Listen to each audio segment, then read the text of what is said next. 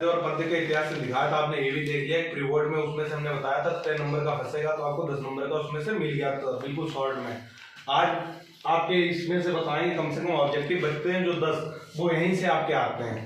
पहले क्या होता था इनकी डिफिनीशन वगैरह आती है, तब डिफिनीशन ना आकर इनको ऑब्जेक्टिव में ले लिया गया। जो आपके 20 ऑब्जेक्टिव आते हैं उसमें होते हैं, तो इनको आपको समझना चाहिए। जैसे आपके दो ही रस है बेटा, रस कौन सा है? हास्य रस, करुण रस।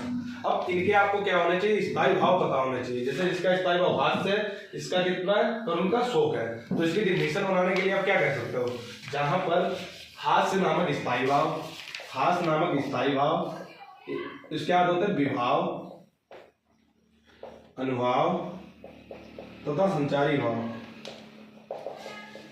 संचारी भाव के सहयोग से जिस रस की उत्पत्ति होती है, के सहयोग से जिस रस की उत्पत्ति होती है उसे हास्य रस कहते हैं। जब ये आपको करुण का लिखना है तो आप शोक कर देंगे कि शोक नामक स्थायी भाव, विभाव, अनुभाव, संचारी भाव के सहयोग से जो रस की उत्पत्ति होती है उसे करुण रस कहते हैं। जैसे एक हास्य का तुम्हें उदाहरण देते हैं, हसन हसंगावय, भुजन भुजंगावय, हास्य को वो हास्य को गंगावय, नंगा के विवाह में। ऐसे कई सारे हैं जिसमें आपको दूर से पता चल जाता है। अगर आप अर्थ सही थोड़ा बहुत जानते हो, उसको पढ़ने की कोशिश करोगे, वहां से आपको पता चलने लगता है मन में कौन सी उत्पत्ति हो रही है, कि इसको हंसकर पढ़ रहे हैं या इसको रोकर पढ़ रहे हैं या कैसे आ रहे हैं। आपके मन में भाव प्रकट हो जाते हैं, आपको पता चल जाएगा ये किस तरीके का है। ठीक है, अब बात आती है उसमें हास्य में स्थायी भाव क्या होता है, वो तो हास्य पता ही है। विवाह में क्या होता है? एक आलंबन होता है, एक उद्दीपन। आलंबन वो होता है जिसके बारे में जो बात की जाए, जिसको देखा जाए या व्यक्ति हो। उद्दीपन क्या होता है? उसके प्रति कैसा निकल रहा है, उसकी वेशभूषा देखी जाती है, उस व्यक्ति के बारे में वेशभूषा देखी जाती है, वहां उद्दीपन हो जाता है। उसके बाद अनुभाव में ये देखा जाता है कि कौन सा रस से क्या उत्पन्न हो रहा है, हंसना। यहाँ पर हास्य में क्या हो रहा है? हंसना। ठीक है, उसके बाद इसमें क्या आ जाएगा? चपलता, चंचलता, कैसे प्रकट हो रहे हैं भाव, जिस तरीके से स्थायी भाव में निकलेंगे कैसे प्रकट हो रहे हैं, हमारा संचारी भाव कैसे उत्पन्न हो रहा है, तो वो यहाँ पर देखे जाते हैं। ठीक है, अब देखते हैं, बात करते हैं अलंकार की। अलंकार आपके में 3 है, उपमा, रूपक, उत्प्रेक्षा। अच्छा, उपमा में क्या होता है? देखो तीनों में एक बात कही गई, उपमेय व उपमान की बात की गई। तो सबसे पहले समझो उपमेय और उपमान क्या है। उपमेय वो वर्ड है जिसकी बारे में की जाए बात, और जिससे की जाए वो उपमान है। जिससे की जाए, जैसे हम है, एक कोई खड़ा है तो हमारी तुलना इससे की जाए, या कुछ भी हमारी की जा रही है तो हम क्या है? उपमा। जिससे की जा रही है, जिसकी की जा रही है वो हो जाएगा आपका उपमेय। ठीक है, पहले क्या होता है? समानता या तुलना। क्या होता है? तुलना। जैसे हम कहते हैं एक टमाटर लिया हमने और एक हमने सेब लिया, कलर लाल है तो हम इसमें कहते हैं वो टमाटर सेब है, तुलना करते हैं कि एक जैसा है, कुछ कंपेयर दिखा दे कि कलर इनका एक जैसा है, यानी तुलना कर रहे हैं उसकी है। ठीक है, वजन देख सकते हैं अगर इक्वल हो। अब रूपक अलंकार में क्या होता है? उपमेय वो उपमान का भेद रहित आरोप होता है। भेद रहित आरोप का मतलब है कि उसको वही मान लिया जाता है। जैसे रूपक का क्या हो जाएगा? चरण कमल बंदो हर भाई, वहां पर जो चरण है उनको कमल के, कृष्ण जी के सूरदास ने क्या किया है, जो चरण है उनको कमल के जैसा ही मान लिया, कमल रूपी चरण।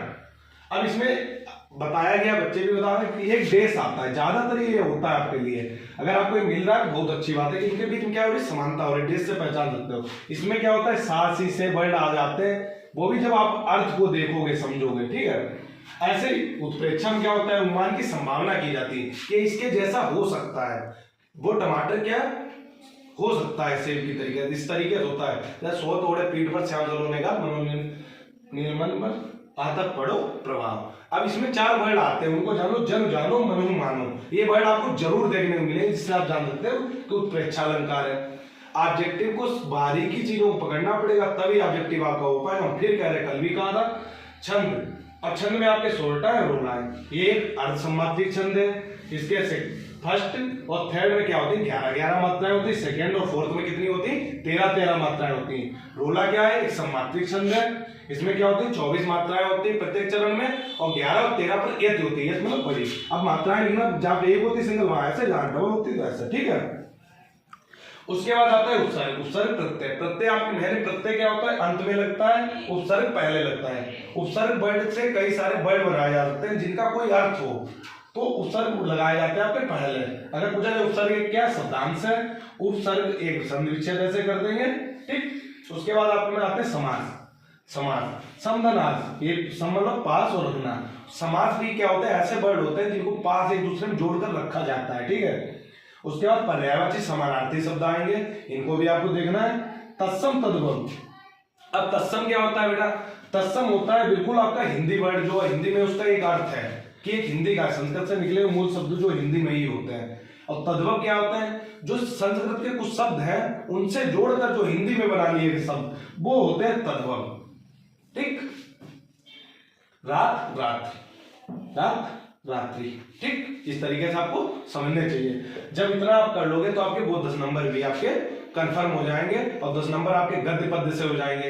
इसके बाद हम आपको बताएंगे पद्य को कैसे लिखें, क्या काव्य सौंदर्य लिखना चाहिए। काव्य सौंदर्य में एक व्याकरण आती है कि हास्य रस होगा, कौन सा रस निकल रहा है, कौन सा अलंकार होता है, छंद क्या है। जब आप काव्य सौंदर्य को सही से लिखते हो तो बहुत अच्छा होता है, आप अच्छे नंबर गेन कर सकते हो। अब यहाँ पर क्या था, जैसे अगर आपने हास्य रस की डिफिनेशन आ जाती है, आपने हास्य रस की लिख दी, एग्जाम्पल लिख देते हैं बच्चे, बट उसका स्पष्टीकरण नहीं करते हैं कि क्या स्थायी भाव है, क्या विभाव है, क्या अनुभाव है, क्या संचारी भाव है। और बच्चे कहते हैं नंबर नहीं पूरे आ रहे। लिखने का तरीका बदलो, अच्छा अच्छा लिखो और चीजों को समझो, क्या लिखकर हमें नंबर मिल सकते हैं, कितना लिखकर मिल सकते हैं, एनालिसिस किया करो। ठीक है।